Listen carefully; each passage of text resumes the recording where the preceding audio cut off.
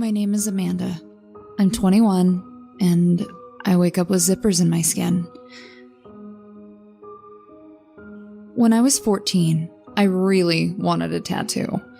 I knew exactly what I wanted it to be. A butterfly with eyes on the wings. It was a design I created myself. Of course, my parents said no. I'd have to wait until I was 18. For weeks, I drew the design in my journal and school notebooks over and over again. One night, I even called a parlor just to ask how much it would cost. I wasn't going to go through with it, of course, but just calling filled me with excitement. One Saturday morning, a few weeks later, I woke up and there it was, a zipper, about 4 inches long, along the underside of my left forearm. The slider at the end nearest to my elbow.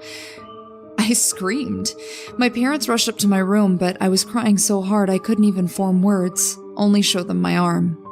I was still in my pajamas as they rushed me to the ER. "Were you drinking last night? Were you and your friend smoking weed or something?" I hadn't been, and I promised them so. The ER doctor said it looked like some extreme form of body modification. He certainly hadn't seen it before. When I assured him I hadn't gotten it put in, he also asked if I had been drinking the previous night and just didn't remember getting it. Again, I promised I hadn't. They scheduled me for surgery 3 days later, and by Tuesday night, my arm had stitches and gauze, but no zipper. Where had the zipper come from? I knew I hadn't gotten it put in. I mean, looking back, I'm pretty sure that neither my parents nor the doctor believed me. My best friend Kelsey, she did, but she wasn't the one I had to live with. While my parents didn't push me further for answers, they started to look at me and talk to me differently. I couldn't tell if they thought I was telling the truth, lying, or just crazy. So when the zipper came back 3 weeks later, my parents didn't react with the same urgency they had before. It was more like anger. They scheduled me for another surgery, making sure I knew that most of it wasn't covered by their insurance. By the way, and after the zipper was removed again, they made me see a counselor. The counselor didn't believe me either. My relationship with my parents fundamentally changed. I could feel that they didn't trust me anymore. They made sure to keep tabs on me wherever I went, and more than once, I found them verifying something I had said with other people. Enough time passed that I didn't think the zipper would come back. But about 3 months later, there it was again. Not only did I not want any more drama, I'd recently stopped seeing the counselor and I didn't want to go back. So I kept the zipper hidden, only wearing long sleeve shirts or hoodies. For a long time, nothing happened. The zipper was my secret. One day, I started playing with the slider, just sort of flicking it, touching it. And I started to wonder what would happen if I opened the zipper. So carefully, I grabbed the slider and ever so slightly pulled it. It did exactly what you think it would. It opened, and it started bleeding. It hurt, of course, but it was more surprise than pain.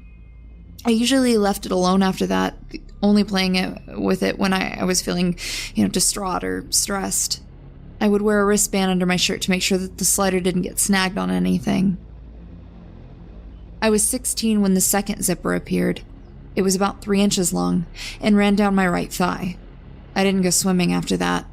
Literally nobody knew about my zippers, not even Kelsey, and I decided it was best to keep it that way. I was playing with the zipper on my arm a bit more frequently by that time and couldn't get it open about 1/2 inch before I had to stop.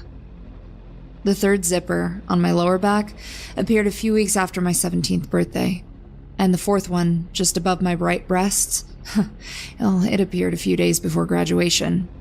I didn't date anybody, didn't take gym classes, and wore lots of flannel shirts. It was getting harder to keep my secret, but I did it. My parents eventually started trusting me more, and I wasn't about to go back the way it had been. It was also about that time when I realized that the original zipper was getting longer. It had been about 4 inches, but one day I realized that the slider was reaching my elbow, and when I measured it, I discovered it was now 6 inches. By the beginning of the next month, it had started to curl under my upper arm. I started college, and That, when I started getting into, the body positivity movement, I remember the first BP meeting I went to, as they talked about rejecting what society said was beauty and accepting your body for what it was. For the first time ever, I started to feel okay about what was happening to me. And then something happened. After a few weeks, I started to like the zippers. I still kept them hidden, of course, but I began buying little keychains and putting them in the sliders of my zippers at night. I'd stand in front of the mirror and begin taking photos of myself. The zippers were like piercings. They became a way to express myself, using my body as my own canvas. I did this for about a year. The original zipper had started on my arm, was now zagging through my armpit, down my back, curling around the side, and it was headed towards my belly button. It was my favorite one, where I would always put my favorite decoration. By this time, I now had 9 zippers total, and the older ones had started to grow longer too.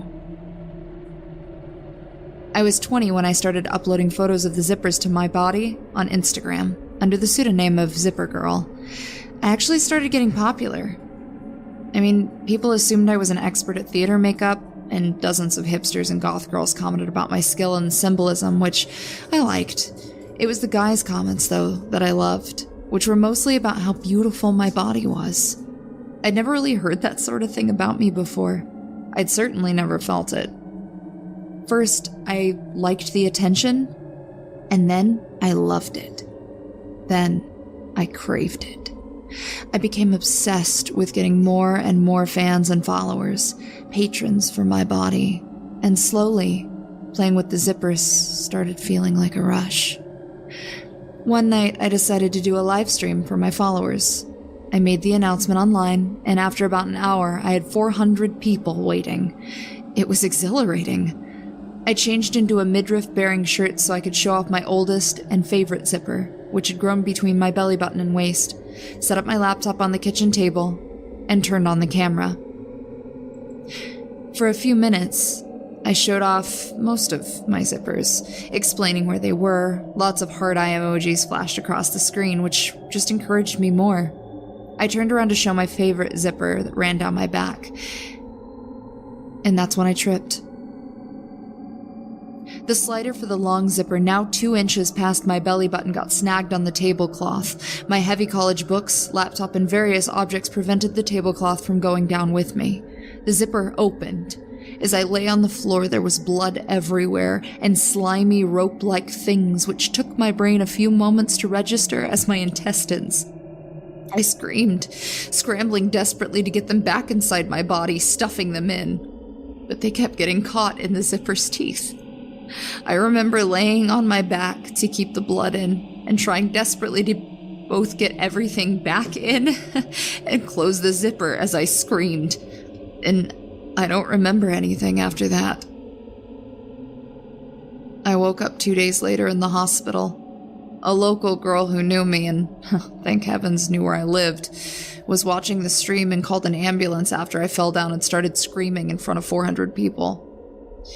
They weren't able to save all of my large intestine, and I had to undergo an emergency colostomy.